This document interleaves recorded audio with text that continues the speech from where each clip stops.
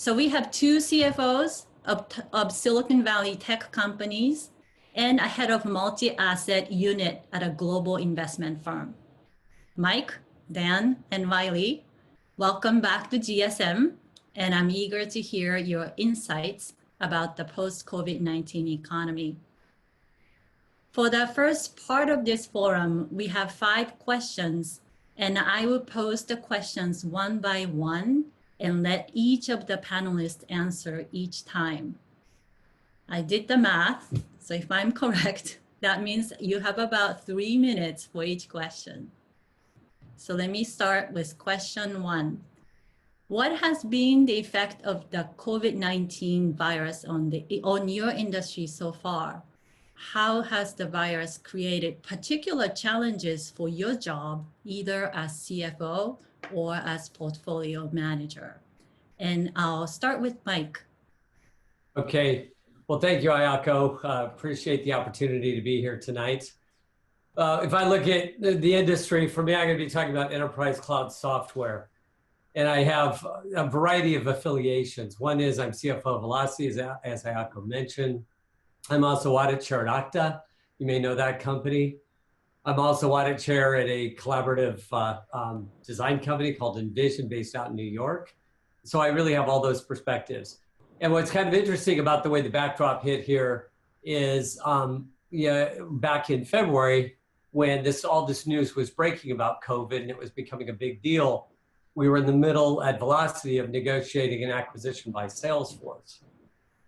And honestly, we announced that, we signed and announced that deal back on February 25th. And had that slipped a week or two, although they very much strategically want to own this company, I think it might not have happened. I mean, it would have just gotten way too cumbersome. And as a matter of fact, if I look at how it affects us, and then I'll broaden it out to industry a bit, but there's some extrapolations here. We've had to do the entire integration planning process. We're going to get all the way through the close, and we will never be together in the flesh. It is unprecedented by me. I've done maybe 20 M&A activities. Salesforce, who've done quite a few M&As, Tableau and MuleSoft and some others. They've never, ever done this before, but we're going to have to do everything remotely. So we're learning how to do things incredibly remotely. Any comments I make about COVID? I talk about COVID all the time. I'm actually on the C19 or COVID-19 committee at Velocity. We're doing a lot of work now with the committee over at Salesforce, and we talk about Velocity just perpetually. So I'm going to try really hard through this evening, as I know the other panelists are, to not just state the obvious. I mean, COVID is discussed constantly, and it's just too easy to talk about things that we all know. So I'm going to try to avoid that as best I can. What I will say about our industry, enterprise software, is that it's somewhat resilient. Why is it resilient? Well, it's resilient for a bunch of reasons. One is in enterprise cloud, you find that about 90 to 93%, maybe even 95% of the revenue stream is being radically recognized from past sales. So it certainly smooths things, as it were. It's like an annuity. If you don't have churn and scope reduction, churn meaning lose a customer, scope reduction means what they're buying from you shrinks. It's just, it's not impervious, but it's at a minimum, it defers the pain and it smooths the pain. So I think that's really important. And, there are countless companies that are in this space, Salesforce being the biggest, ServiceNow, Workday. Yeah, I mean, there are so many, and I'd like to touch base on that. But what you find is these typically are companies that can raise cash if they don't already have a lot of cash. A company like Salesforce has $8 billion on the balance sheet, so that's good. So it makes them, certainly that's a hell of a war chest. And they tend to generate cash. I mean, for a mature enterprise cloud company, they will generate somewhere between 20 to 25%, maybe even 30 or more percent of revenue and cash flow and free cash flow. And they tend to be valued very richly because of that. That's why these companies are worth so much when they're relatively small. I mean, you look at Okta. That's a company where I sit on the board there, and they're valued at $22 billion on sales that are in the several hundred million. So in a traditional sense, that math wouldn't work. But when you look at the way the curves of these business models work, it actually says that's a very fair value. So that's very interesting. So I'd say very resilient, just generally. The other thing I'd say about enterprise cloud is a lot of the companies in enterprise cloud are they're all about digitalization. Well, digitalization has never been more important. It's more important. Why? Because it actually, just by kind of fortunate serendipity, I guess you could say, it enables distributed workforces, it enables collaboration, it enables distance learning, and then as a kind of overarching backdrop to all of that, security is crucial, right? That's why companies like Zscaler and Okta and so many companies in the security, Palo Alto Networks in the security space are doing so well. So if you're in any of those categories, which is a lot of the companies in enterprise cloud, you actually have a bit of a tailwind because of something like this that is mandating a fast shift to distributed workforces. Matter of fact, and I'll get off because my 3 minutes is probably up, but if you look at a report that Okta puts out on a regular basis, it's their new work from home. It's available right off the web. Because they have such huge market share and people have adopted Okta so broadly because you need it to manage identity with all these SaaS apps, they're able to publish, and it's very much, Wall Street loves this stuff, they can publish which software SaaS apps are being utilized the most and who's growing the fastest. So these are the fastest growing tools post-COVID by unique users. Number one, Zoom, Palo Alto Networks, Cisco, AnyConnect, Citrix. They only fall in those few categories I talked about: Proofpoint, RingCentral, WebEx, LinkedIn Learning, DocuSign, Slack, Quip, Smartsheet, and Zscaler. So that's absolute quantitative evidence that what I mentioned is true. That's probably enough for me for the first question for now. I'll turn it back over to you, Ayako. Thank you, Mike. We touched on some of the question too, so you're okay on time. And it's interesting you mentioned about your M&A integration being all done remotely, because that really connects to our later question about the digitization of the economy and how that accelerates under the post-COVID economy. A lot of what you talked about in the enterprise cloud, I'm really curious to hear Dan's thoughts as well, given that you're in a similar space. Dan, please. Yeah, thank you, Professor. It's a bit of a different impact for different scale of businesses. What Mike shared, I think, is spot on for larger businesses of scale like Salesforce and Adobe and some of the other names. Of course, a lot of what's in the Bay Area are VC-backed startups that haven't reached yet the likes of the free cash flow generation that the larger companies have. And so for those companies, it comes down to liquidity as a most urgent and pressing problem because they're not generating positive free cash flow yet. So if you've recently raised funding, you're in a better position than somebody who was in the process of trying to raise funding, substantially so. So that's one of the dynamics that's playing out there for the earlier stage VC-backed companies. As you look at public companies, even those that are still on a smaller scale than the big guys, most are pulling guidance for their fiscal year. Most guiding for the current quarter. About 80%, at least some of the stats I've seen, are still giving guidance for the current quarter, but they're pulling guidance for the full year. So really telling the story that uncertainty is really the new normal, right? Folks are waiting to see how this unfolds. Pulling guidance, just to clarify, meaning they're refraining from giving any guidance to the markets for the second quarter. Yeah, whether revenue or margin or anything for the most part. That's right. Right. Some of the other stats I've been looking at are, the business model matters. Mike alluded to the benefit of a recurring revenue model. Right. And it's very true, right? You look at the nature of the companies impacted through the lens of who is pulling their revenue guidance, who is not, and for those that are giving guidance, the magnitude of the impact to their businesses is more significant in the perpetual license businesses, really the one-time revenue recognition sale, as opposed to the ratable recognition sale. And so you're seeing much more companies more heavily impacted with that perpetual license impact.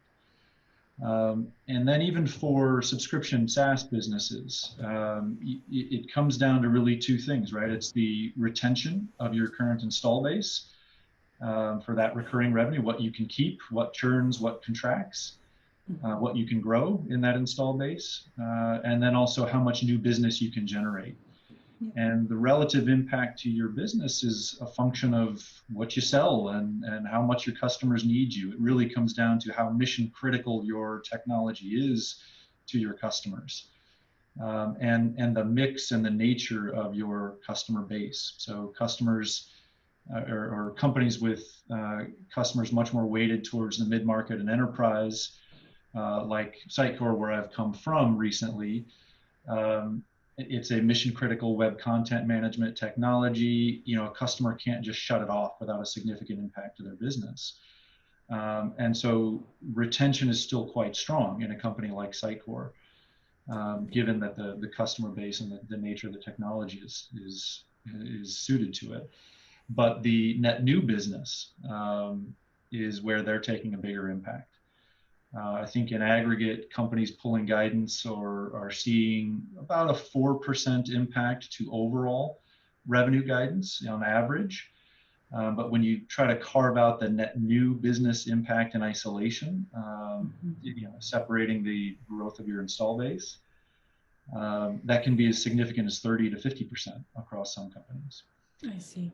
And then in others that are more concentrated on small business or the lower end of the mid-market, which are obviously much more heavily impacted segments of the market for, you know, economically, those are taking a big hit on retention. You know, customers either churning altogether or reducing spend dramatically. But you know, as Mike also alluded to or pointed out, that you know many of these companies are, you know, digital first technologies. So I think on some level we'll benefit from a quicker recovery than companies not in a digital market. Thank you, Dan. Thanks for that contrast. There is a question that I would really love to ask all of you for things that you alluded to, but maybe let me be disciplined and stay on time. Maybe I'll pose the question in part 2. So it sounds like both of you have spoken about the second question already. So let me go ahead and let the audience know the question 2, which is what parts of your business seem to be resistant to economic effects of the virus? What kind of operations seem to go on despite social distancing and economic downturn? So since both of the companies that Mike and Dan worked for are in the digital cloud space, that is already a very resilient sector. But both Dan alluded to sort of a nuanced differences between the large businesses and the small businesses, softwares that are targeting small businesses are hit harder, etc.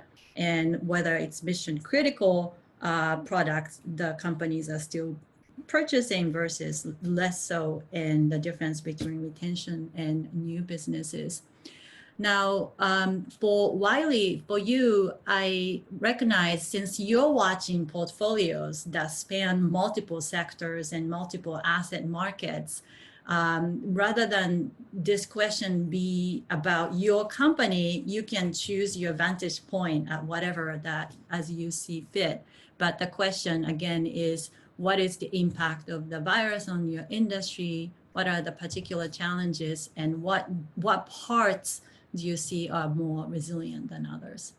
Certainly. Thank you, Professor, and best wishes to everybody on the line. I hope everybody's staying safe and healthy during this weird sort of shelter-in-place time.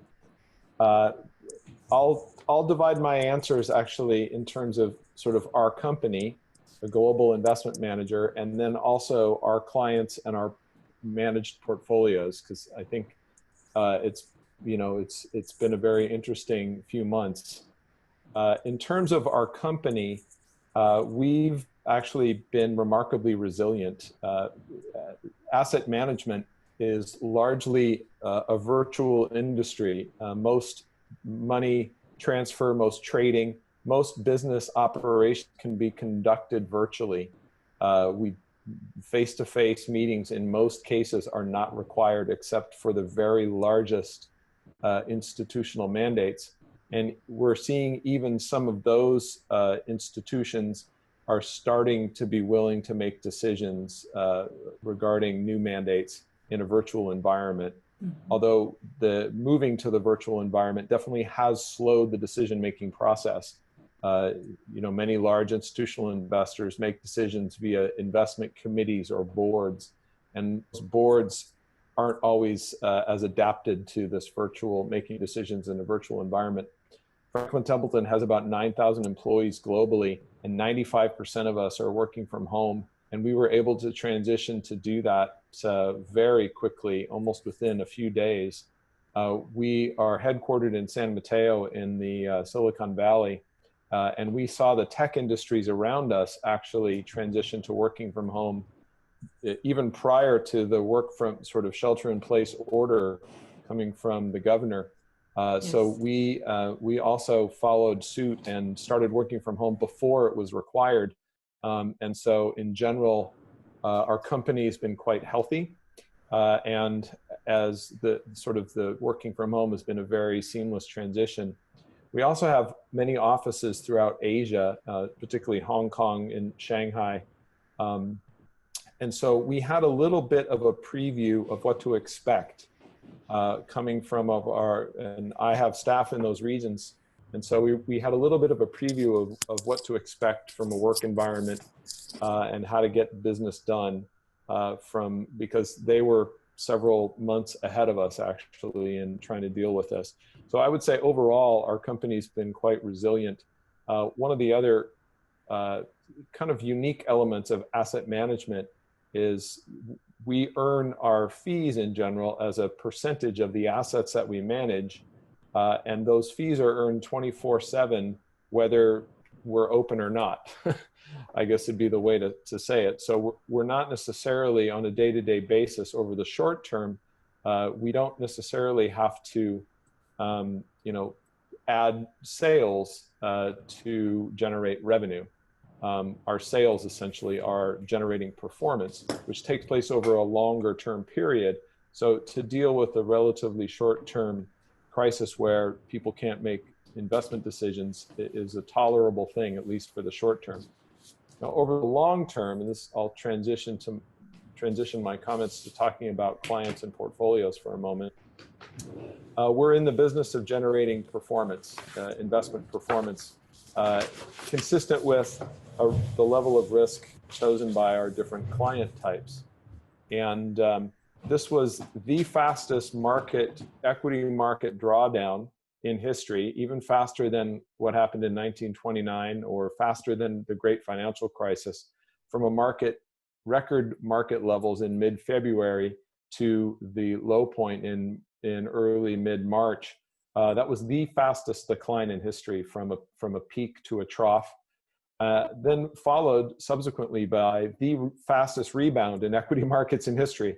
So it appears at first glance that investment markets, along with the rest of the world, and this could be driven by technology, by much quicker global communication, and just much faster moving decision making, including by sort of algorithmic investment activity, that financial markets are just moving faster and faster and faster.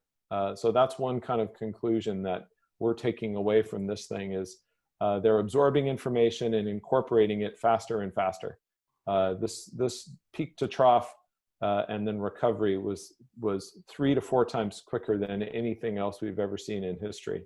Now, happily, things did recover. We're only, believe it or not, down 5 to 8%, depending on the equity market that you're looking at from where we were back earlier in the year. So we're down. At one point, we were more than 30% down in our equity portfolios.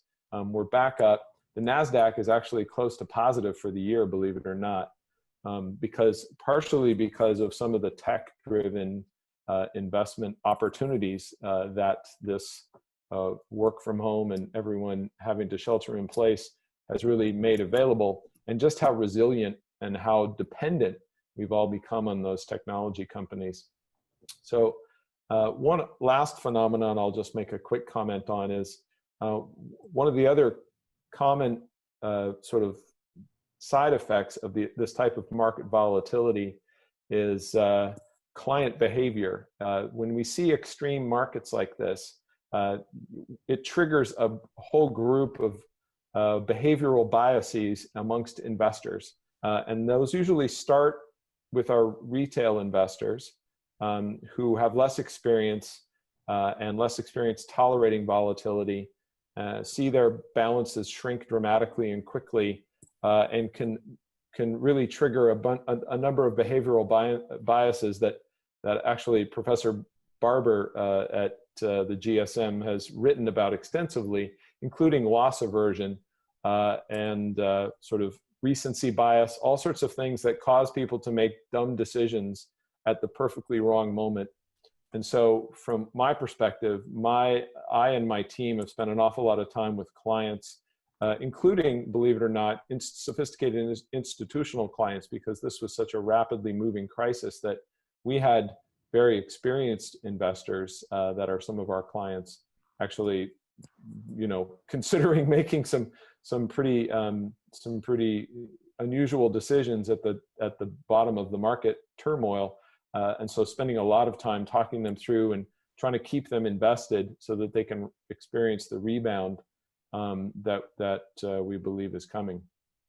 And so in general, that's how the COVID crisis has changed my time from really being focused on constructing portfolios in the short term and bringing in new clients. The COVID crisis is focused on keeping existing clients invested and focused on the long term, and trying to keep them potentially from getting too caught up in the moment-to-moment volatility that we experienced and witnessed. Thank you, Wylie. That was very insightful. You mentioned just the record drop and then the rally in the stock markets, and I want to relate that to the tech industry's resilience. One of the interesting observations is how large the tech is as a percentage of the entire stock market. The largest tech companies like Microsoft, Amazon, Google, Apple, Facebook, is those 5 companies about 20% of the large stock index. And in the meantime, oil industry, which have suffered very severely in the recent months, yes, they have been really losing, but it's only 3% of the stock market. So the tech are really a big reflection of how the stock market has been behaving. Let me move to question 3. So question 3 is the following.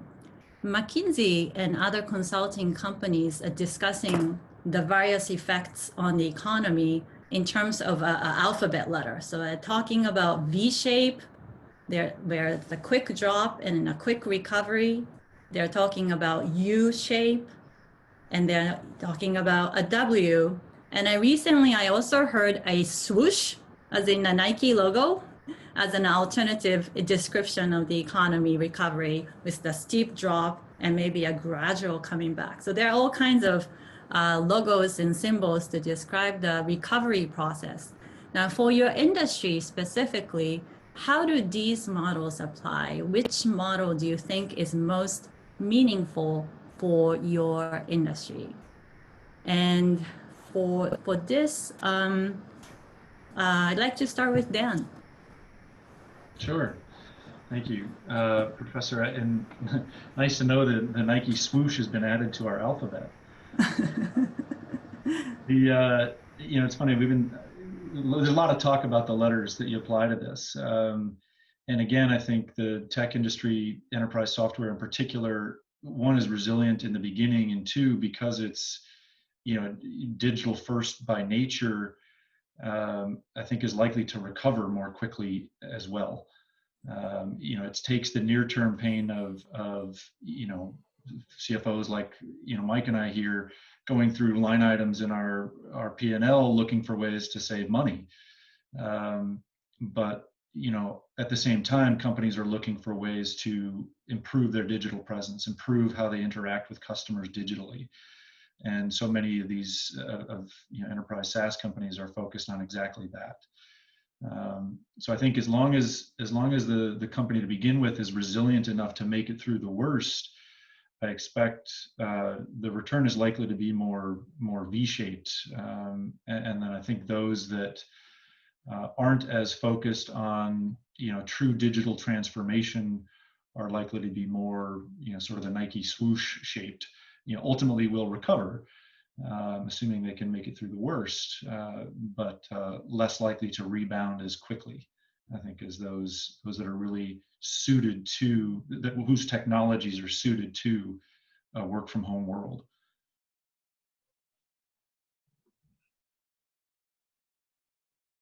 You're muted? Excuse me, I'm muted. Yes, Wylie, could you go next? Certainly. So obviously, as I mentioned, what we've observed in financial markets and portfolios is something of a V-shaped recovery. So obviously, very significant drops when people started to realize the potential impact of COVID-19 on economies, and that was a global phenomena. And then we saw a very sharp rebound in financial markets for a number of reasons, but primarily because of the massive degree of monetary and fiscal stimulus provided by central banks in different parts of the world. Literally trillions of dollars added to central bank balance sheets in the US, the UK, the ECB, Australia, Japan, India. Many countries really stepped up to the plate, and the central banks were the first to act, and that helped sort of reinvigorate capital markets to the point where our Fed is now actually, for the very first time, buying corporate bonds to support the corporate bond market and ensure that corporations still have a resilient bond market to borrow from. That really helped reinflate equity markets, as I mentioned. So capital markets, we've seen a V-shaped recovery. And if past experience is any guide, what we are likely to see in capital markets is a W. So chances are we're going to try to retrace some of those lows at some point. Almost every capital market downturn we've seen in the past century has observed that W shape in its recovery pattern. Very rarely do you get just a downturn and a quick rebound. Of course, they're very difficult to predict.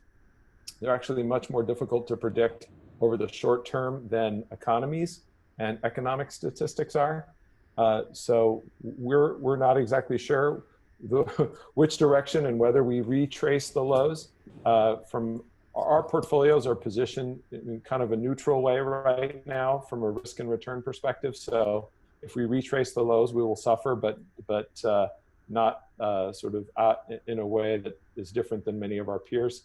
We have not gone completely conservative, but nor have we taken additional risk. So we're kind of neutrally positioned for that potential additional drawdown if this capital market experience works like as it did in the financial crisis and the dot-com bubble and the Great Depression. The real economy, I tend to agree with the idea of it being a swoosh.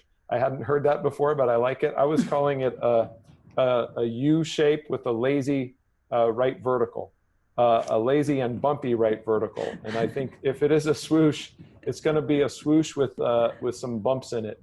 And again, we're seeing the early signs of that from China, from Hong Kong, from some of the Asian countries that had to deal with this first, is that it's not a straight line back up to a fully functioning economy. It's a slow, bumpy, in the real economy, it's a slow and bumpy ride back.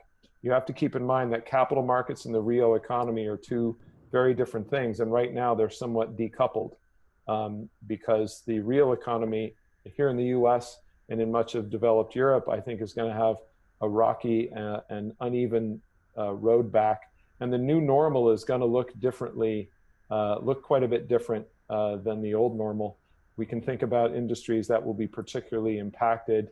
Hospitality, obviously, travel, airlines, the cruise industry is going to take maybe decades to recover. But we can also think about industries that are going to benefit from this. Healthcare, technology, obviously, are some potential beneficiaries. Consumer staples have done very well, as well as some commodities because of potential longer-term demand for certain types of commodities. So it's a mixed picture, but overall, we're predicting a slow and bumpy and uneven path back to where we are that will progress through the end of 2020 and into 2021. Certainly right now, it's jarring to see the stock market rallying day after day when we're also hearing large unemployment claims week after week. But you really illuminate how the stock market doesn't really tell you all the granularity of the mixed landscape that we see in the real economy. So thank you for that comment. Mike, please, what do you see from where you're? Yeah, there are a few things, and Wylie, I'd be interested in your observations around the fixed income market as well. I mean, during this situation, the muni market went really upside down very quickly and just took a huge divot. Government had to step in on an urgent basis and stabilize things. I mean, fixed income is very relevant as well, and that has required a lot of government intervention to stabilize there. I think this is very interesting. I think totally agree with the sector bias in your thinking, for sure. The other one that is likely going to do quite well is communications, media, maybe even utilities. There's a lot of tailwind for those industries, especially on the comms side.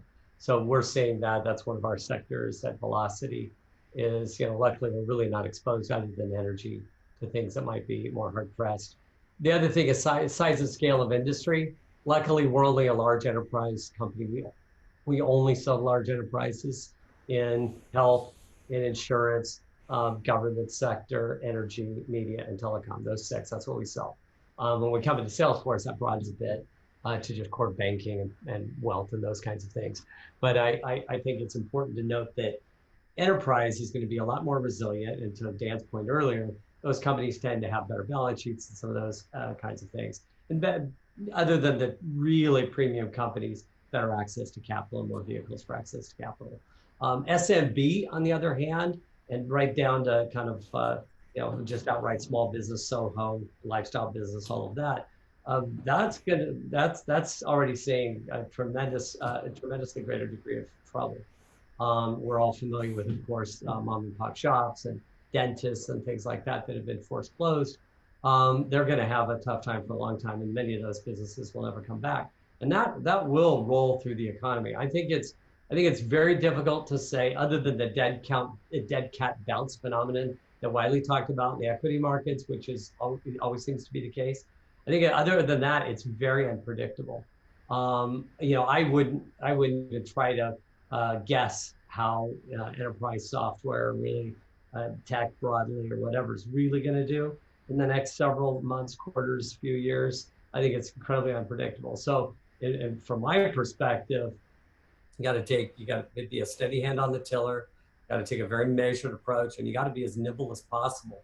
And cash really is king. Velocity is a cash burning business. We're a 100% grower kind of company, so we have been and would continue to be fundable. But we wouldn't be as fundable probably right this minute as we were 3 months ago, even though our growth is still great. So I think that access to capital is going to be tougher than it was. So I think kissing every dollar is going to be very relevant no matter what your scale. And you are seeing even large enterprise customers say, hey, can I get better payment terms? Can I renegotiate the structure of my contract? Can I de-scope my ACV, annual contract value, and then ramp back on a hollow ramp later? There's all those kinds of phenomena going on right now. And so I'd say keep it steady, keep it measured, be careful about hiring, trim what you have to, Nobody's ever regretted trimming too much. I've never heard it in my entire career in a boardroom or in an operating from an operating perspective. So, I mean, it's pretty harsh, but this is, I think we're in for kind of a God knows. If there ends up being a vaccine, there ends up being a very effective, a fast treatment scenario, things like that. Well, then it's great, and everything will go nuts, and we all hope for that.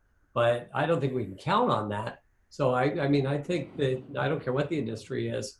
It's very unpredictable, I'd say, for at least the next several months, if not a bit longer, or quite a bit longer. A quick follow-up, Mike. I think you alluded to a couple of times of how the scale matters, and the large enterprise or the companies who are selling to large enterprises are being resilient. Flip side, and we all hear how large tech companies like Amazon is doing very well from shelter in place. So if the largest tech companies are getting even stronger in this environment, is that good or bad for entrepreneurship and startups? It might be good because those large tech companies are ready to fund startups, and I see that happening. Some tech companies, large tech companies, are funding startups, but it may be bad because it can become more anti-competitive for the small startups. What's your view? And please, Dan and Wylie, I would like you to chime in as well. Yeah, for sure. I mean, I think that's never good, right? I mean, entrepreneurship is where it's at. The U.S. leads in that. And look at even the biggest companies now that have this plus or minus $1 trillion market caps. These were just great startups, right?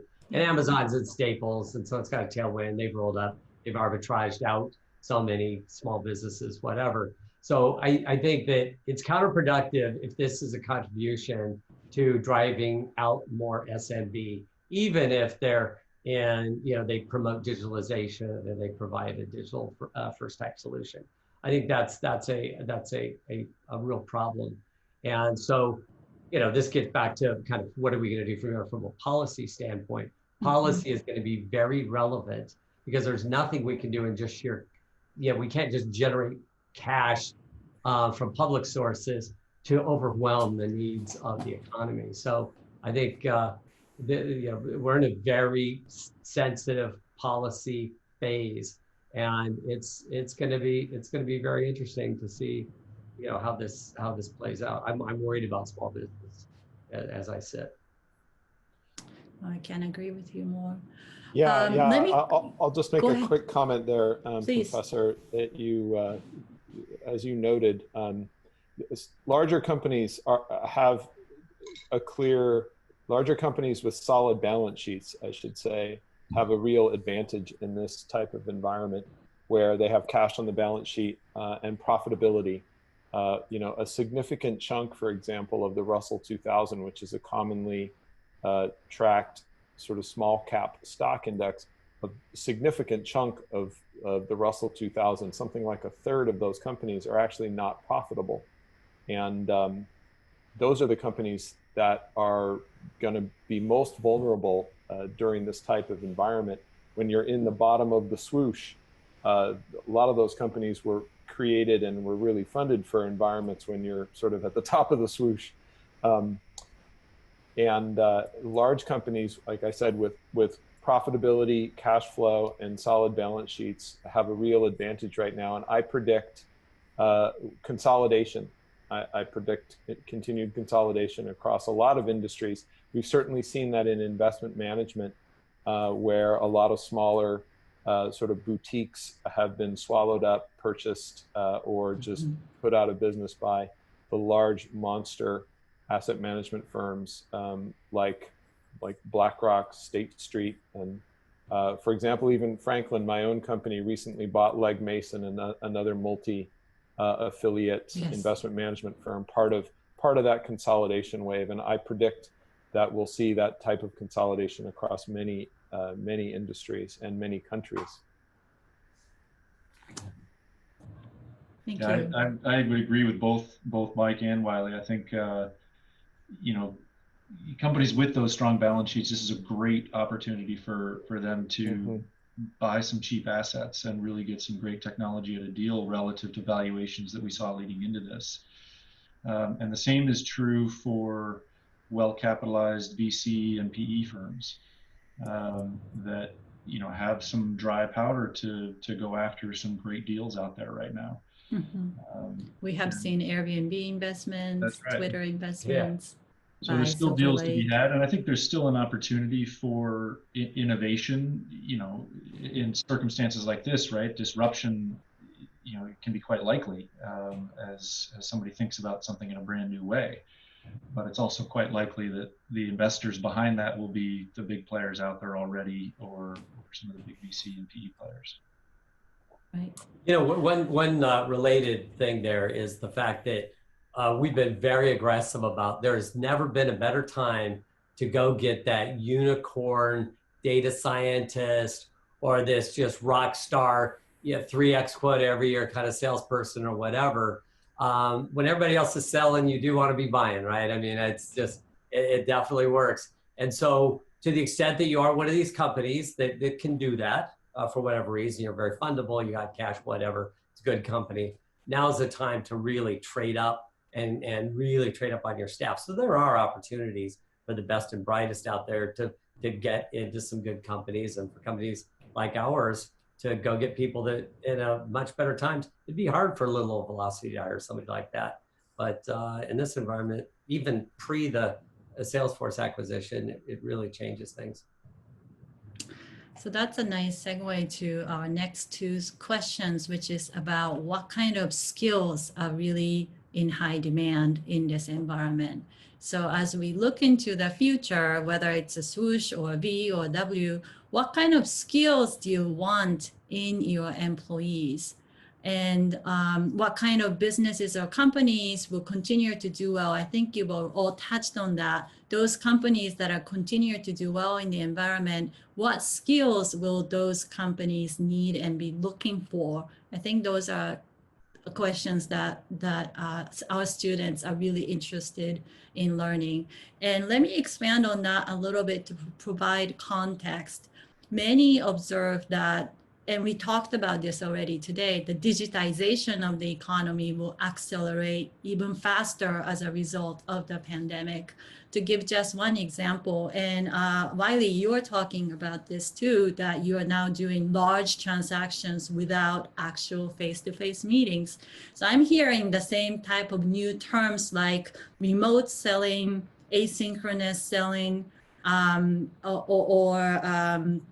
what was the other term? Basically, instead of having face-to-face meetings with clients, salespeople are making sales only through remote interactions with online and virtual meetings. So that's a difference. That's a change in the business practice that may or may not become permanent. Do you agree with this assertion that digitization would really transform businesses because of this pandemic? And if so, how will it manifest itself either in your industry or in the economy at large? Don't really have a preference for who goes first, but Wylie, why don't you go first? Sure. Well, in terms of skills, I would say, again, if I were just coming out of school right now, I would probably be targeting those larger companies that we talked about. I know that working at a small company gives you kind of a broad experience. Many times you are a jack of all trades and kind of forced to play many different roles, and that can be a wonderful skill building opportunity to work in an entrepreneurial environment.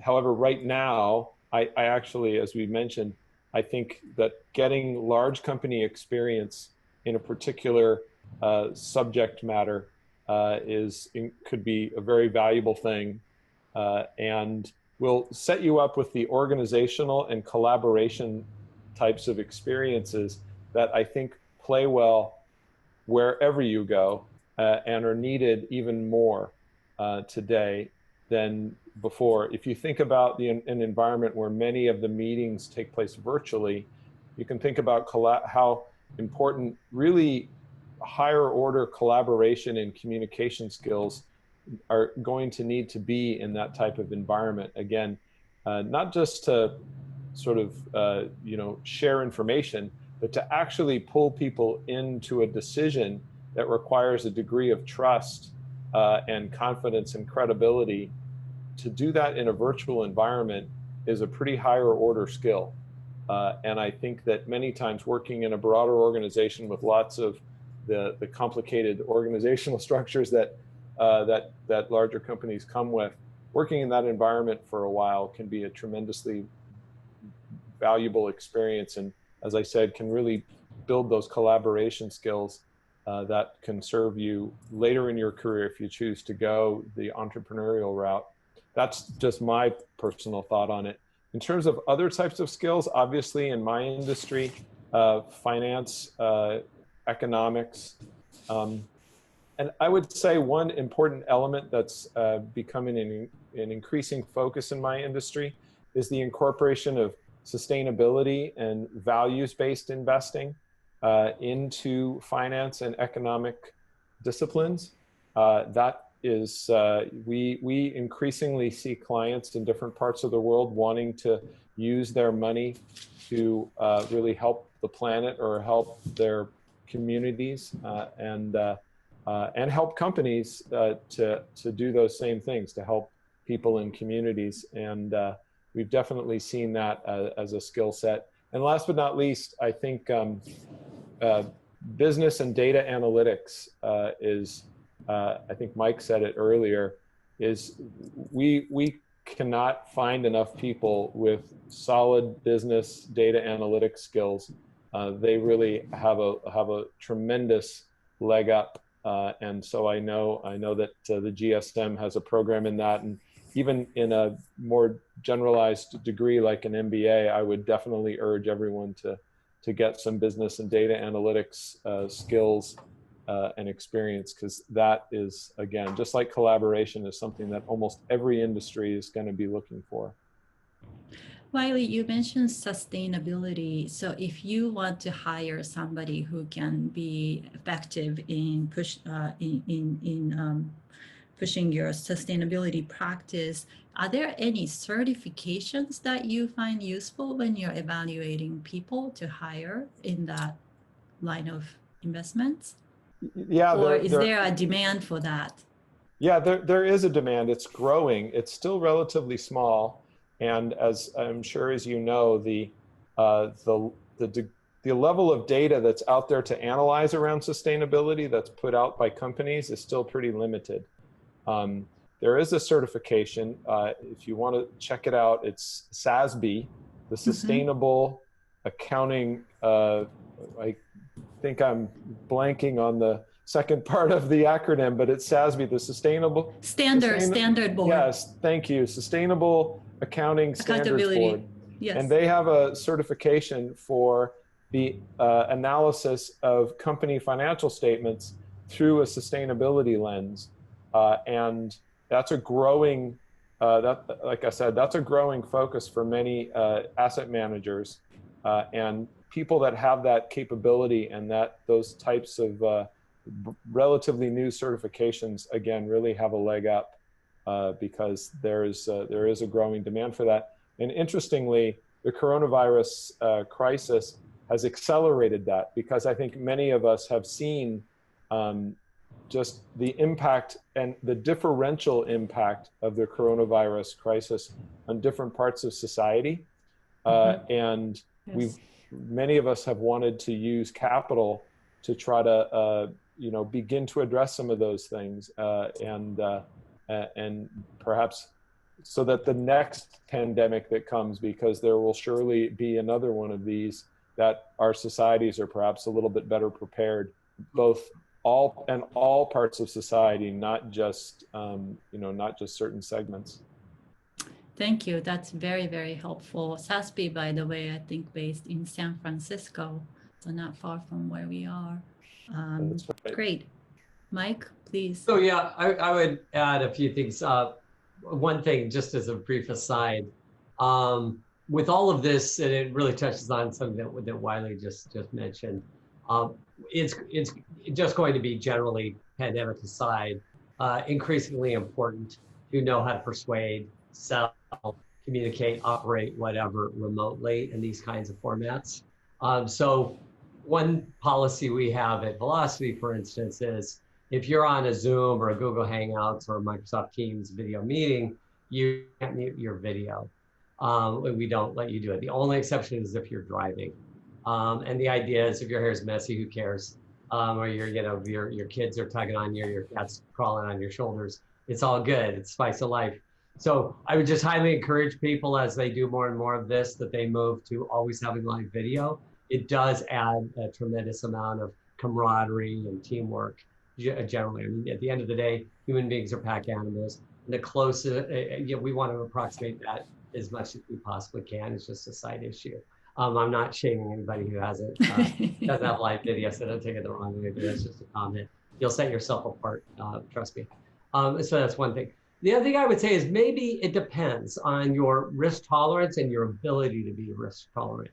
Some people just can't be risk tolerant on income. Family to feed, whatever. They're the sole breadwinner or half the breadwinning. So I don't mean to say that this is for everybody. But if you have a personal situation where you can have a higher risk tolerance, measured but higher risk tolerance, and you can reduce your personal cash burn to a very low level, in that case, or you have a kitty, your own personal kitty, or parents that have money that'll give it to you, whatever, just whatever the situation may be. But if you're in that situation, kind of like I was saying on the flip side of now's the time to go get that rock star whatever that you couldn't have gotten otherwise because there just aren't so many jobs out there, I would say the same thing is true in reverse. This is also a great time if you have the ability to have a low burn and can take that risk. If you do, I wouldn't do it otherwise, but if you do, then you go to that entrepreneurial startup company and go get this great job that, because there are a lot of people that don't have the luxury of being able to cut their burn rate. They're people that might have beat you out on that job just can't do it. So they're not in the mix. So the flip side here is you can do that bungee jump and go make that bold move right here, right now, because there are companies that will hire in this situation. So you want to look for those. The only advice I'd give on that, of course, if you're talking venture-backed companies, especially in the tech realm, there's 700 or 800 venture capital companies, 20 that matter. Go make sure that you look at Crunchbase, know who they're backed by. If they're backed by a who cares, don't waste your time. If they're backed by one of the top 20 and you can possibly get in, you might want to consider it. So I would say that about that. And what was the rest of the question, Ayako? So what kind of skills are going to be in demand? I knew I had one more point to make. The other one is what I am always looking for, and we're looking for, and all the companies that I'm on the board of or affiliated with are looking for, is these are all very high growth, very successful companies that built a lot of value. Knock on wood. And it's all about operators that can walk through, that can and will walk through walls. And that's really important because what my experience has been, if I look at companies that flail, become quasi-zombies or outright fail, they're managed by people that won't walk through walls, just aren't willing to. There's a certain skill and willingness to that. And you can really sort it. You can almost get to a point, honestly, I've found, where within 5 minutes of meeting the CEO, you can tell. It's like, okay, I get it, we're good. Or, wow, I've got to get on that board, or we have to invest because I spent some time in venture capital as well. So I think that, especially with MBAs, with finance, all of that, that's crucial. I mean, that's my life, so believe me, I'm a believer. But there's people that are kind of like scorekeepers that still kind of look at it like a model. It's numbers on a page. Well, can't you just change this assumption? Well, God, if it were that easy, every company would be just hugely successful. Sadly, it's just not that simple. So some of that has an operator's mind. It's something I've learned recently with Salesforce is they have this term beginner's mindset. The more I hear about it, I'm a big fan of Carol Dweck's mindset book with the growth mindset. It's kind of a variant of that, I guess. But that growth mindset, beginner's mindset, even better. If you take that posture, no matter where you are in your career, right? I do it, and I'm in a later stage of my career. It's more fun because you're constantly learning, you're constantly seeking to understand, and your job's gonna be more fun.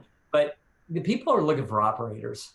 It's just like, don't tell me that you're gonna do some great planning. I mean, sure, we need planning, but okay, lots of people I can hire to plan, and probably a lot of people that make a lot less than you. So, you know, just pick up operator skill wherever you can, be an operator, be willing to walk through walls. If you can be risk tolerant, add that to your mix, although there's lots of great careers where you don't have to add that to your mix.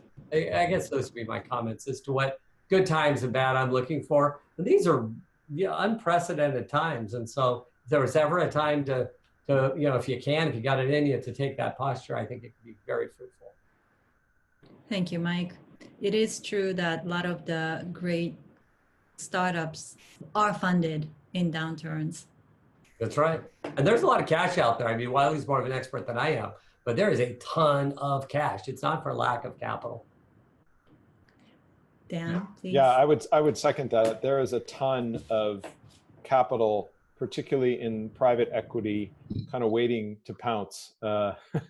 And the level of what they call dry powder, sort of committed but undrawn capital from active private equity funds, venture funds out there is as large as it's ever been. And as soon as those companies, they're actually already starting to take action. So we've started to see capital calls on the private side. Yeah. Just to add a few thoughts on the skills, and this might be a bit obvious, but adaptability to change, right? There is so much uncertainty out there right now. We don't know what's coming next, but we know it's not going to be the same as it was yesterday, and tomorrow, the day after tomorrow won't be the same as tomorrow. So the ability to adapt to change and be resilient through that, and I think on top of that, to lead through change, right? Mike's comments resonated with me, right? Being an operator, part of that is the ability to lead others and influence others, and particularly in a time of change and uncertainty. And extending from that as well is the ability to operate and make decisions given all the uncertainty, right? In such uncertain times, you don't have all the facts. You don't know what a month from now is going to look like, or a quarter or a year from now are going to look like, but you got to make decisions today. And you got to get comfortable with that over time. And you make the best judgment. You draw on your experience and what you learn from others and use that beginner's mindset. I think all of those things are what I'm leveraging in the teams that I've built, both at Sitecore and now that I'm learning from it at my new company. Those are the things that I'm really relying pretty heavily on. Professor, you asked a bit as well about how will business get done differently, right? There's a lot of discussion around working from home becoming the new normal, and the work from home discussion isn't a new one. There's long been debate about whether it can be efficient, whether it's good for balance for people, whether it becomes inefficient for collaboration. I don't personally feel as though there's been anything conclusive about that. This is a real life experiment. Yes. And it'll be interesting to see how it plays out. I personally think the jury is very much still out. I think companies are, especially in technology, where it's much easier to work from home. It's much easier to function working from home as a company. But over time, as you're, every company that's working from home now came from an office environment for the most part, right? So they had cultural norms established. They had interaction points of collaboration between teams already established, right? That informal influencing network within an organization was already there.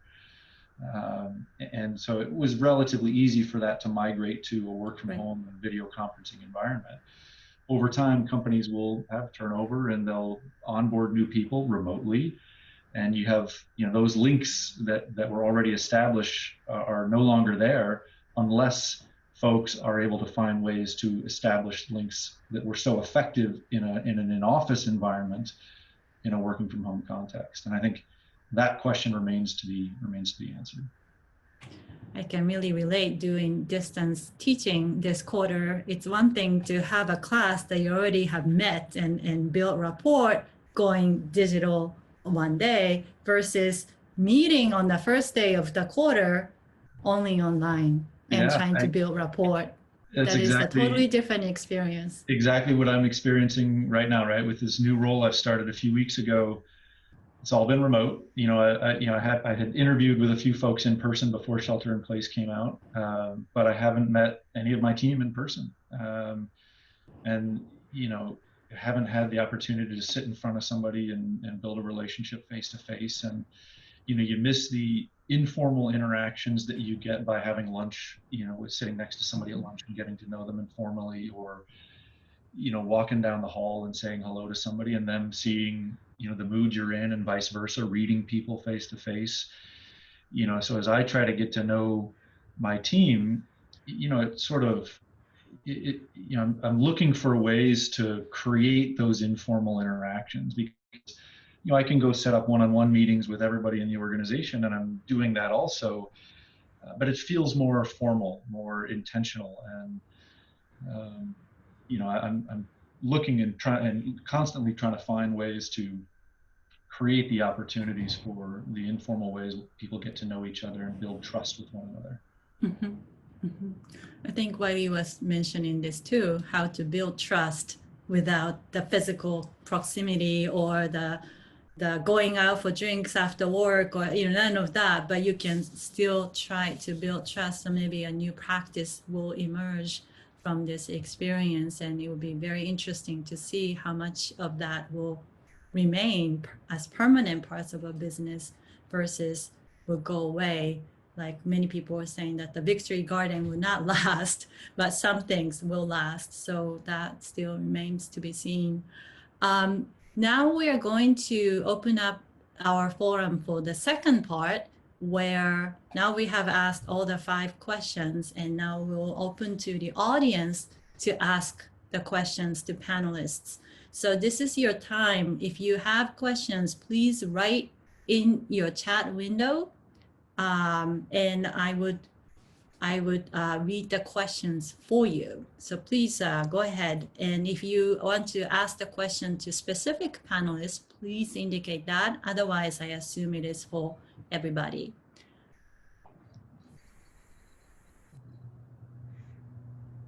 So let me start with the top question, which is, this is a bit of a economy, the recovery of the economy question. Now, some states are starting to reopen the economy.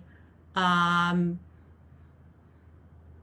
is definitely a pressure to open the economy because of the negative impact on the businesses. But what if this will result in a rebound of the virus, and we have to shut down the economy? How do we navigate that, and what do you see the risk there? And I think it is an open question to everybody. So feel free to chime in. I mean, everybody's talking about this topic constantly, right? And so it's a $64,000 question, I suppose. Clearly, we have to open the economy at some point. There's just no way there's enough. I mean, you could put in extensive wealth taxes where they just start pulling money from people and all kinds of things. There's just not enough money to go around if you have to fulfill this vast part of the economy that's shut down for a long-term period. So that does say that at some point the economy has to open as safely as possible on some curve. So this is, sadly, probably a matter of opinion, but as a kind of pro-people, pro-economy individual, I'd have to say that you're going to have to do it with a lot of protective measures. I know at the Salesforce Tower, which is where I work, we are going to go in phases. There's going to be some variant of red team, blue team, kind of what days you come in. All the facilities are getting reconfigured for social distancing. There'll probably be face protection, except for when you're in a private area. It's just to yourself, et cetera, et cetera. So we just have to move on. We're seeing some rational curbside, you know, because you do have this great part of the economy that's small business. You're starting to see curbside and all these kinds of things. You have to do that by definition. I mean, it seems obvious to me that yes, of course, there's going to be increased cases. The other variable that isn't quite done in the quant way that a lot of us who are good data people would like to see is, you know, let's see ratios as to number of tests, as to number of cases and number of positives. It could be because if we're ramping testing through all of this, it can make the case count look like it's going up faster because of loosening. I think these things are very complicated. I think it would be very difficult for the markets for sure, and potentially for the economy to have a start, stop, start, stop, start, stop. So it seems to me it should be a very measured approach. It should come over the course of time, and it should be done with resilience so that, yes, when you see the inevitable changes, like I guess is happening in a couple of European countries, you got to stomach it because eventually you're gonna have to work some of this through the system anyway. And waiting for, you know, the fast treatments and vaccines, that's you know, that's an unknown period. I don't think anybody would say it's guaranteed in 6 months, a year, 2 years, 3 years. There's no guarantee. Yeah, I think Dan and Wylie. Yes. I agree, Mike, a lot with what you said, and it is an imperative, right? We have to start to reopen, and the how obviously is the, as you pointed out, the big question. And you know, first of all, I'm glad I'm not a politician, right? I don't have to make these very decisions. You know, but you know, it seems for me, you know, as you pointed out, a measured approach, and that to me means try something, see how it goes, and then take the next step. See how it goes, take the next step, right? And you, as businesses, you can, you know, you can do that geographically, right? In the markets, you know, in Asia, for example, where this started earlier and is stabilized more than we are here in the States, for example, you might start trying things there and let that serve as a model or a learning platform to teach yourself about what you do in other markets where you can start to reopen. And I think economically we can take a similar approach. I mean, part of our challenge as a nation is this is up to states, and every state's going to do it a little differently. And we can learn from one another, which is good. But you know, it also adds a lot of inconsistency and confusion to understanding what's working and what's not. Yeah, Wylie, can I add a little bit to your the question that's posed by the the audience? What do you see in terms of like the global geographic? Do you see any gap in the speed of reopening the economy or the economic recovery across regions, if any? Yeah, we've certainly seen very, very different approaches to you know, dealing with this pandemic across different parts of the globe. I don't know if anybody's been following the news from Sweden, but they took a very different approach. They did not shut down. They did not shut down their economy, and they're now seeing cases climb, but they did not. They also did not experience sort of a dramatic overwhelm of their healthcare system, which is one of the best in the world. So they managed to not completely shut down their economy and have sort of a reasonable caseload. The way I think about this is really, it's going to be a matter of risk management. There's no way that any of us can eliminate sort of, you know, risk in our daily lives to zero. So I think my thought on it is just like in managing a portfolio, you have to balance the risk with the return objective. And it's kind of the same way with dealing with societies and reopening them. I think it just has to be done in a risk controlled way. But I agree with Mike, we absolutely have to open. We did a little research on the swine flu that hit Mexico about 10 or 12 years ago. And what became very clear, and they attempted a complete quarantine and shutdown, and what was found was that even if you shut down the economy, people can only stay quarantined in this type of situation for so long before they absolutely will start to come out and want to see their families and want to see their friends and start to interact. So even if the politicians say they shouldn't, they still will. And we actually saw some of that in some of the regions we operate in Asia.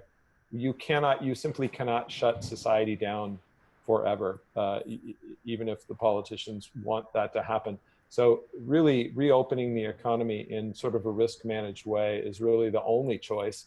And it's a matter of doing it in a careful and measured way. Again, I think the way we're approaching it as a company is really we're continuing to let people work from home, particularly those that might have immunocompromised folks or older folks that could be more vulnerable to this in their families or in their homes. They're going to continue to work from home. So we're anticipating a new normal where we're going to have a significant chunk of our employee populace working from home for a long period of time to come, until there is a much more sort of clear path through a medical solution. Thank you, everybody. Let me go to the next question. So 2 questions for different panelists. First question is for Dan and Mike. How does the recent shock change the decision-making process on how much leverage for companies to take on? Is there any change in sort of the target capital structure? And for Wylie, when or if some companies begin getting downgraded from investment to junk because of COVID, will that have an impact on your portfolio in the near term? So I'll start with Dan and Mike, and then go to Wylie. So Dan, please.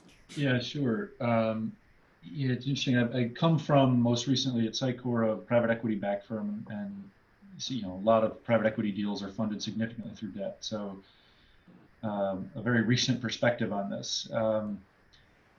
The circumstance at Sitecore was very quickly about liquidity, and how do we solve for liquidity, and part of the reason for that was of the burden of the debt service, interest and principal payments due, which under normal circumstances wouldn't have been a problem, but certainly highlighted what ended up being thin buffer in a circumstance such as this.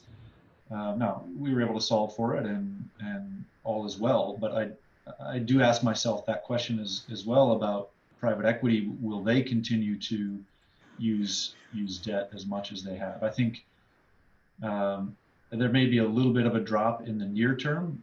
Ultimately, I think they'll go back to what they've been doing. VC side of the world, where I am now, it's not a big part of capital structure in my experience to begin with.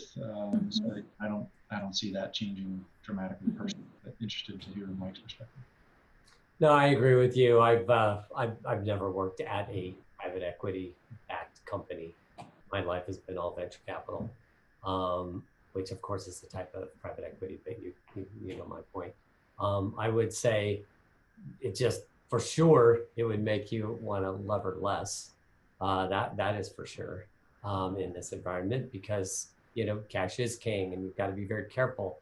And you can't have a part of your business sneeze and you get pneumonia. I mean, that you can't expose a company that way. As a CFO, I wouldn't do that. I think from a venture-backed company standpoint, or a public company standpoint, well, venture-backed, it is an important part of capital structure. Typically lines of credit and things like that, maybe a term loan that's stopped in or something along those lines. I don't think it's going to be that relevant. In a public company setting, I mean, it's been a really sweet convert market up until recently and that kind of thing. And, those things have long tails anyway. So I don't know. I would say in general, less leverage now, no matter who you are. But I don't think it affects the companies that don't have that in their capital structure in any way. Wylie.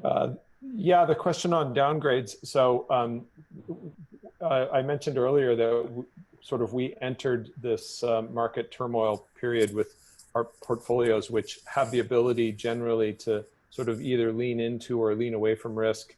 And we entered this market crisis sort of neutrally positioned. So we hadn't leaned away.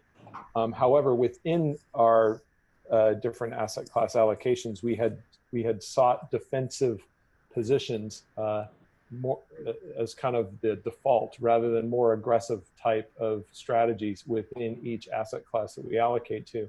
And that included underweighting high yield bonds and preferring investment grade bonds going into this.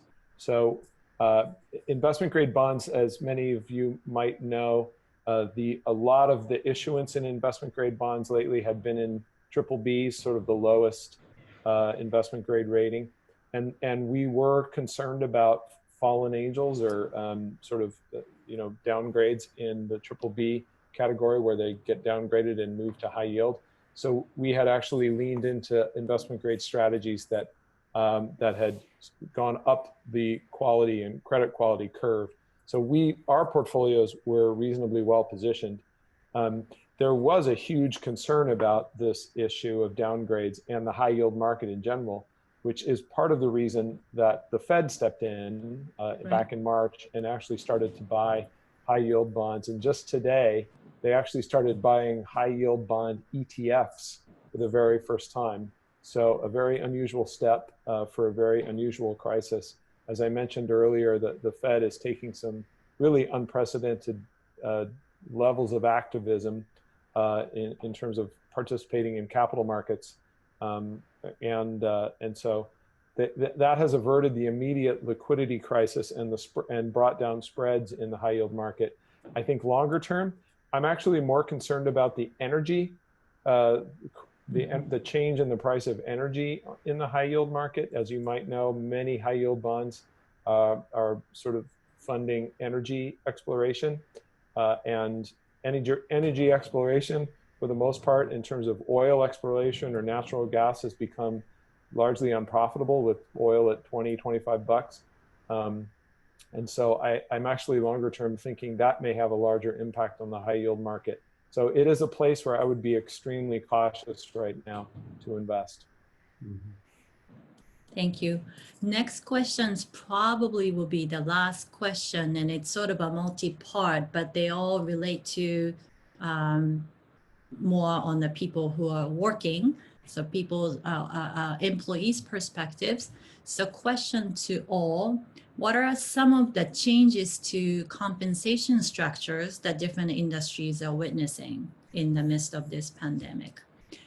Two, there has been, I'll just read it out, there has been a dark cloud of layoffs looming. Are we likely to see this in the months ahead, and at what scale? And question three, and you can all read this too in the chat window, what have been some major shifts in structuring and functioning of finance teams within tech companies post-COVID, or has it been business as usual? So that third question is I'm assuming directed at Mike and Dan. Other questions to all. So Mike, do you want to take that first? Then we'll go on. Sure, I can start. There definitely is, with many companies, some level of pay cuts that have been implemented. I mean, we haven't, but there are companies that have. They tend to be stratified, which is highest comp layer has the most, maybe second to the highest comp layer has somewhat less, maybe half as much as far as percent of comp. And then below that is either something small or nothing, depending on the company's situation. So that is definitely happening. I've already seen that happen. And I mean, you're seeing companies talk about that already quite a bit. A lot of stopping of hiring. Again, there are exceptions to everything, so it's not all lost. But there are a lot of companies that have either done a soft freeze or a hard freeze on hiring. And then yes, there are some headcount reductions. That is something that's happening. So some of the kind of more nuanced things that are being done that I think can be more effective in the long term are things like taking some of the variable comp that was cash and make it equity. And that is something that is good because a lot of companies non-gap out the stock-based comp anyway. And so it's kind of a free thing to do, and it's good for cash.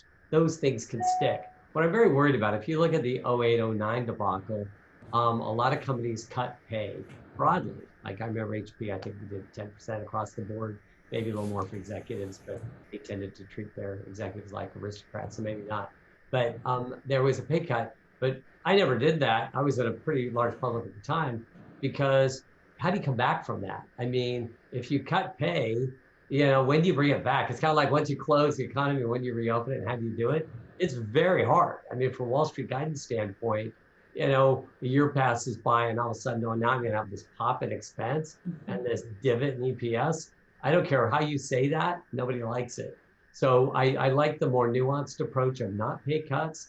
I'm not a fan of pay cuts. I am a fan of stopping hiring and headcount reductions you can do, because then you can grow back, although you hate to have interruption of income. So you do, if you can afford it, you want to be very magnificent in the way you implement it. So there's a nice tail on it. I think it's your duty as a corporate fiduciary. So I think all of that, but I am seeing definitely all of the above, but I like it when I see more things move to, there's like one I'm involved in where it's a move to equity from cash. Everybody's a winner that way. And oh, by the way, if the stock's been hit, then as you as an operator drive more stock creation over time off of this, although not terribly low base, as Wylie pointed out, at least somewhat lower, you can make a lot of money. It's your job anyway to drive the value over time. And then changing finance departments, I mean, this has been around for like 10 minutes. So no, I mean, I don't know of any examples where people are like, oh, now let's restructure finance. I don't know, maybe Dan, you've heard of it. I haven't heard of it. No, I haven't. What would you do? I mean, I don't know, Dan, what do you think? Yeah, no, I haven't done anything either, Wylie, on the structuring side, either at Sitecore or where I am now. For the moment, I haven't seen anything that would suggest I would choose to do that thus far, but certainly open to it.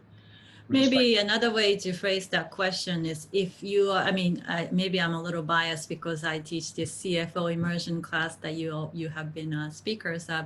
If you are MBA students who are interested in finance jobs, what would you recommend that they spend time learning to address the new normal? Now that if you're joining the finance unit now, what should they be doing, spending their time now? Get as much of a line job as possible versus a pure staff job. I mean, that it gets back to the being an operator. Find something where you can be an operator, you can learn how to be an operator, learn how to be a better operator, whatever the case may be. Actually, there was a question. Can you explain what being an operator means? An operator is you're actually doing something, not just put numbers on a page. So if you're just pushing numbers around a model, and that sounds terrible because there are good jobs, and you always need somebody who's a good model jockey, don't get me wrong. So it's okay. It depends on what you've done in your career already and how senior or junior you may be. So I'm not against models, got to have them. But, I think if you're looking for upside, you're looking to build a real career, I think the more you're an operator, the better, especially during these tougher times, because you're just more valuable. If all you're doing is some sort of staff, like scorekeeping role, you can be cut because, we can live without that for a while. So making things happen as opposed to just producing versus it's making the news versus reporting the news. Right. It would be another way to think about it. So you look for jobs like in sales ops or customer ops, where a lot of those orgs are kind of blended in finance, like at my company, like it has for many years. Customer ops reports to me, so PS ops, sales ops reports in. Things where you can find where you can be involved in that either directly or be right next to it, like in some senior type of go-to-market FP&A even. That could, as long as you're really coupled with sales and marketing or sales ops or customer ops, you can become a quasi-operator. That's what I mean. I guess that you either want to be an operator or get really adjacent to where your day-to-day work, I would normally have said sitting side by side with, that's changed for now. I would say different parlance. Find a way to where you're on Zoom constantly with those people, with the sales people, with whatever, or R&D or product or whatever. Because if you're literally just back in the back office, it's needed, but it's just more precarious. Yeah, right? I agree with you, Mike. And to extend on that a bit, it's really about learning how things actually happen, right? How work actually gets done, how the business actually gets executed. What is a seller doing day to day? What is a customer success rep doing day to day? Because ultimately you've got to have an understanding of those things in order to connect the dots and draw the lines to financial performance, the operating performance to financial performance. I think it's very well represented, Mike. On the compensation structures question, you agree that we've seen companies out there impacting salaries. We've also seen the mix of variable and fixed pay, right? In a COVID economy where your sellers just aren't able to be productive, right? The market isn't there for them to sell into, but you've got some very strong performers. You want to preserve talent to some degree. You might change the mix of fixed and variable compensation to some degree to help preserve your key talent. Similarly with executives, I expect less so with executives, right? Executives are ultimately accountable for the outcomes of the business, but I imagine that's probably happening to some degree there as well. With respect to a dark cloud of layoffs, I do think there's that we've seen the first wave, so to speak, right? So the companies that were not very well capitalized, that were most significantly impacted because of the industry they're in, have already had to execute the layoffs that they needed to execute, or at least what they expected to for now. Those that were better capitalized are giving themselves time to learn, understand what's going on, try to get a better view of what's coming in the future in order to make decisions about it. But even in those cases, business is still being impacted, right? Revenue is down, or at least not where you were investing, expense to match to. And so you're still in a position where you've got to cut costs. But you're giving yourself a little more time to do that. And to that end, I think there is going to be another wave of companies having gone through that sort of wait and see exercise to get a feel for how significant they need to go to come around and do that now. I think less significant than the first round, but I do think there's still another wave coming. Wylie. Yeah, I'll keep my comments quick here because I recognize we're in a bit of overtime, I think, but I agree with everything that Mike and Dan said, and the whole idea of line versus staff comes from the military. And another way to think about that is that the line positions are the ones with the guns, and the staff positions are the ones with the pencils. And so think of it that way. And when you're in a company, you want to be the one with whatever the equivalent of the gun is for that particular company, on the front lines, doing the hard work, fighting the battles day to day. And that was certainly where I always tried to position myself throughout my career. And it's been helpful, particularly during difficult times. And so I would seek that out throughout, particularly if I was coming out of B school right now with, with the difficult economic environment. Interestingly, we have not done any layoffs at my company, and industry layoffs, because again, we're in a consolidating industry, have been kind of a regular thing, but have a regular and slow and steady. It hasn't been sort of a wave of them. And actually, we're busy as heck. As I said, a lot of finance can be conducted virtually, almost all of it. And so we're the first few weeks when our clients were kind of getting their bearings from working from home, and the markets were going haywire, we were spending a lot of time on the phone. But we've seen a lot of new business activity over the last month. So my team is busy as heck talking to them, and frankly, we don't have the wherewithal to hire right now, but I certainly have the work to hire some folks. So as soon as markets stabilize and things turn around a little bit, and the economy, you don't even need to have the sort of light at the end of the tunnel right in front of you.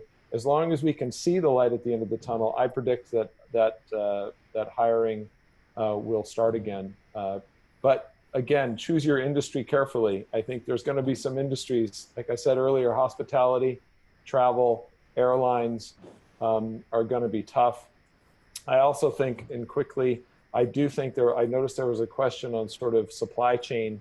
And I do think in many industries, we are going to see a reevaluation of supply chains, where some supply chains are going to come back on shore, not all of them and not 100%, but I think we're going to see some of that. And I think that actually could bring back some manufacturing, something that we haven't seen in a long time, grow in the US. So I think, and that might in fact be welcome for many folks coming out of school. So anyway, I very much enjoyed this forum and this opportunity, Professor. So thank you for facilitating.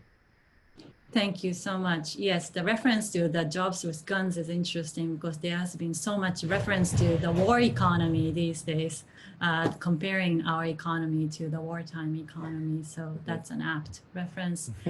Now it's past 6:30. So this concludes GSM's first Zoom forum on emerging issues in business. I would like to thank the panelists, Mike, Dan, and Wylie, again for your participation.